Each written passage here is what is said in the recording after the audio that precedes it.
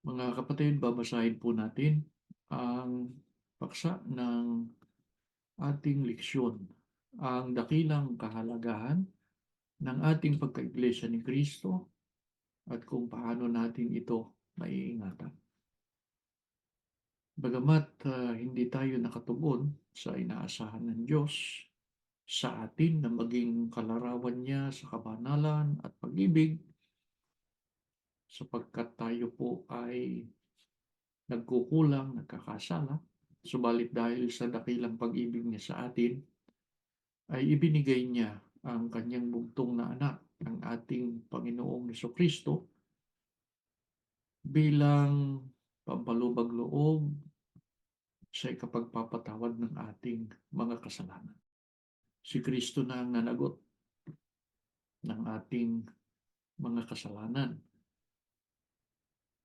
sa pamamagitan ng pagtatatag ng Panginoong Kristo ng kanyang iglesia ay tinubos niya o pinaghandugan niya ng kanyang mahalagang dugo ay nakapanumbalik tayo sa Diyos.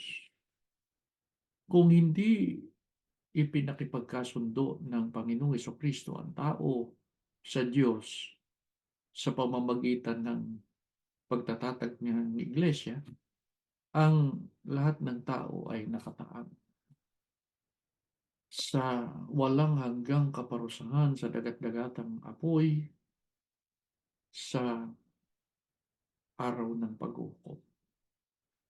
Dumako tayo sa unang bilang, mga kapatid. Ano ang katunayan sa Biblia na sa pamamagitan ng iglesyang itinayo ng Panginoon ay nakinabang tayo sa kamatayan niya sa ikapagpapatawad ng ating mga kasalanan? Basahin po natin ang sagot. Mga lalaki, ibigin ninyo ang inyong asawa gaya naman ni Kristo na umibig sa iglesia. Ibinigay ang kanyang sarili dahil sa kanya upang kanyang pakabanalin ito.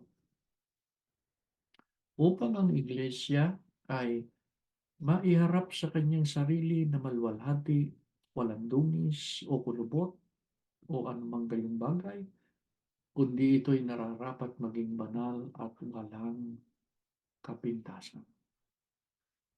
Sa kasunod na bilang, ano ang nais sa katuparan ng Panginoong Kristo nang ihandog niya ang kanyang sarili sa iglesia sa pamamagitan ng pagkabuhos ng kanyang dugo? Ang sagot, basahin natin, sapagkat minagaling ng Ama na ang buong kapuspusan ay manahanan sa Kanya. At sa pamamagitan niya ay pakipagkasunduin sa Kanya ang lahat ng bagay na pinapayapa niya sa pamamagitan ng dugo ng Kanyang krus. Kaya isang malaking biyaya, mga kapatid, na maging bahagi tayo ng Iglesia ni Kristo, sapagkat ito ang tanging kaparaanan upang ang tao ay malinis, mapatawad sa kasalanan, maipakipagkasundo, at magkaroon ng kapayapaan sa Diyos. Sa kasunod na bilang, ano ang inaasahan ng Diyos sa mga tinubos ng Panginoong Kristo at nakipagkasundo sa Kanya? Ang sagot, ngunit nahugasan na kayo, ngunit binanal na kayo, ngunit inaring ganap na kayo sa pangalan ng Panginoong Kristo at sa Espiritu ng ating Diyos. Hindi ba ganinyo nalalaman na ang inyong mga katawan ay mga sangkap ni Kristo? Ngunit ang nakikisama sa Panginoon ay kaisang Espiritu niya. Kaya upang ang bawat iglesia ni Kristo ay manatiling kasundo ng Diyos, ay dapat kaisang Espiritu o isipan siya ng Panginoong Kristo. Sa ikaapat na bilang, anong isipang taglay ng Panginoong Kristo na dapat ay taglay din ng mga naging kaisa niya? Ang sagot, magkaroon kayo sa inyo ng pag-iisip na ito'y na kay Kristo Jesus din naman, Siya'y nagpakababa sa kanyang sarili na nagmasunurin hanggang sa kamatayan, oo, sa kamatayan sa krus. Anong isipan po ang taglay ng Panginoong Kristo? Masunurin, matalimahin sa mga aral ng Diyos. Sa kasunod na bilang, ano ang pinakahangad ng Panginoong Kristo na maisakatuparan niya kaya nagpakababa siya, nagmasunurin hanggang sa kamatayan sa krus? Ang sagot, sinabi ng Panginoong Kristo sa panalangin niya sa Diyos, niluwalhati kita sa lupa, pagkaganap ko ng mga gawa na ipinagawa mo sa akin. Kaya talagang sa pagtalimay, sa pagsunod, ang pag-iisip ng ating Panginoong Kristo. Sa ika-6 na bilang, tayong mga tinubos sa pamamagitan ng mahalagang dugo ng Panginoong Kristo at nakaisa niya sa kanyang katawan, paano natin madudulutan ng kalwalhatian ang Ama? Ang sagot, hindi ba ninyo alam na ang inyong katawan ay templo ng Espiritu Santo na nasa inyo at ipinagkaloob ng Diyos sa inyo? Hindi na ninyo pag-aari ang inyong katawan sapagkat binili niya kayo sa isang halaga. Kaya lulhatiin ninyo ang Diyos ng inyong katawan at Espiritu. Dapat nating maunawaan na nang tayo matubos sa pamamagitan ng mahalagang dugo ng Panginoong Kristo, ang ating katawan ay naging templo ng Espiritu Santo. Hindi na natin pag-aari ang ating sarili. Anong inaasahan ng Diyos sa atin? Ang luwalhatiin natin siya sa pamamagitan ng ating katawan at Espiritu. Sa kasunod na bilang, paano natin maluluwalhati ang Diyos sa pamamagitan ng ating katawan at Espiritu? Ang sagot, ibigay ninyo sa Panginoon ang kalwalhatiang marapat sa kanyang pangalan. Sambahin ninyo ang Panginoon sa ganda ng kabanalan. Ang pagsamba, mga kapatid, kamukha ng ginagawa natin ngayon ay pagbibigay ng kalwalhatian sa Kanya. Subalit, tiniyak ng Biblia na ang uri ng pagsamba na nakapagtutulot ng kalwalhatian sa Diyos ay ang sabi, sambahin ninyo ang Panginoon sa ganda ng kabanalan. Kaya sa kasunod na bilang, ang tanong natin, sinong sumasamba sa Panginoon Diyos sa ganda ng kabanalan na nagbibigay luwalhati sa Kanya? Basahin natin ang sagot. Na inyong iharap ang inyong mga katawan na isang haing buhay, banal, nakaaya-aya sa Diyos. Nasa ninyong katampatang pagsamba. Huwag kayong magsiayon sa sanlibutan ito, kundi mag-iba kayo sa pamamagitan ng pagbabago ng inyong pag-iisip.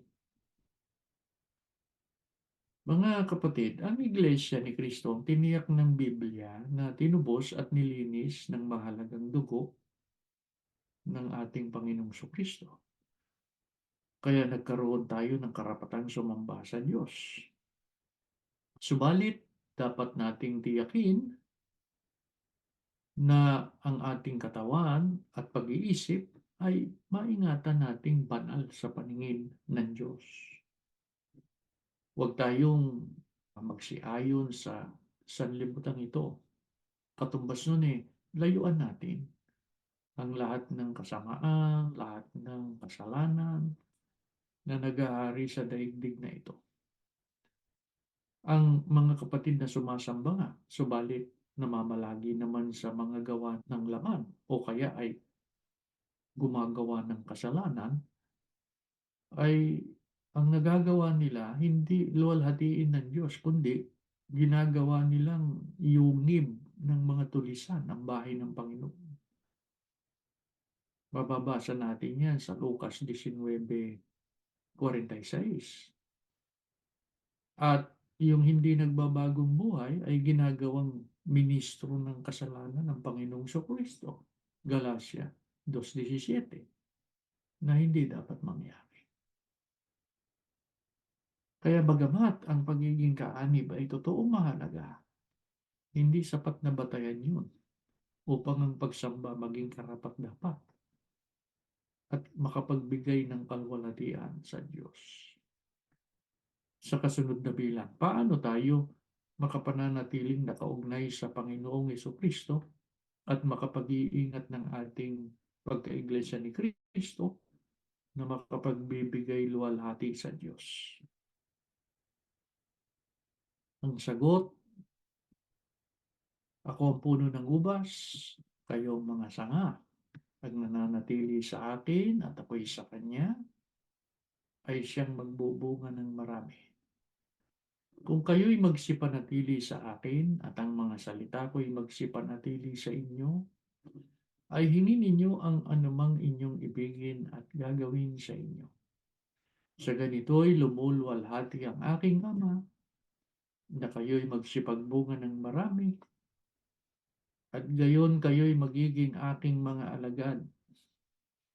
Kung tinutupad ninyo ang aking mga utos, magsisipanahan kayo sa aking pag-ibig, gaya ng aking pagtupad sa mga utos ng aking Ama, at kayo'y mananatili sa kanyang pag-ibig. Ang pananatiling nakaugnay sa Panginoong Kristo, mga kapatid, ay pamamalaging kaanib sa Iglesia ni Kristo ay sa pamamagitan ng pananatili sa kanyang mga salita o sa pagtupad sa mga utos ng Diyos. Sa madaling salita, mga kapatid, ang tunay na Iglesia ni Kristo, ang tunay na nakaugnay kay Kristo, ay yung sumusunod sa mga utos ng Diyos na ipinangaral ng Panginoong Kristo. Ang tunay na nakaugnay at sanga ng Panginoong Kristo na sumusunod sa kautusan ng Diyos, yun ang nagbubunga ng kabanal, nagbubunga ng gawa na ikaluluwalhati sa Diyos. Kaya kung totoo na tayo'y kaanib sa Iglesia ni Kristo, patuloy tayong sumunod sa aral ng Diyos. Hindi ibig sabihin na nasa ganito tayong kalagayan, hindi na natin susundin yung mga naituro na sa atin. Huwag nating tutularan yung iba na nang subukin ng iglesia ay tinalikuran nila ang pagsunod. Hindi po.